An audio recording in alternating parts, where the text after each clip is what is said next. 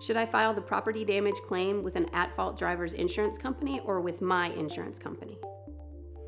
Well, it's common for people to first try to handle their property damage claims on their own and not give that to a lawyer, because if you have a $10,000 vehicle and it's worth $10,000, then the last thing you want to do is have to pay a lawyer either hourly or through a contingency fee in order to recover that for you. So people routinely handle those parts of the claims themselves, and the first option obviously is to run that claim through the at-fault driver's insurance company.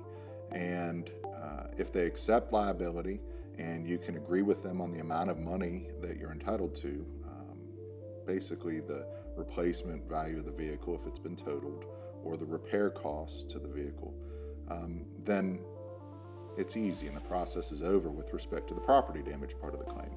The difficulty arises when the at-fault driver's carrier resists or does not willingly accept liability or responsibility for the claim.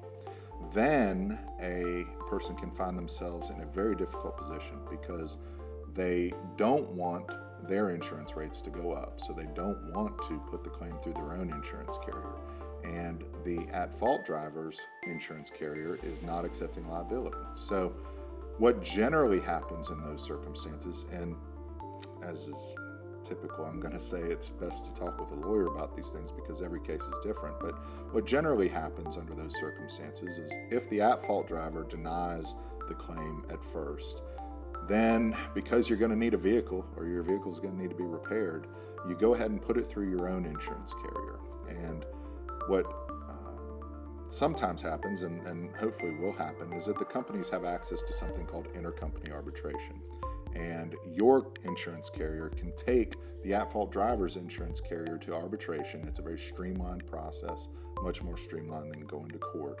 And they can let an arbitrator determine who's at fault, and then the claim will be handled according to that arbitrator's decision. So hopefully your carrier will pay the claim.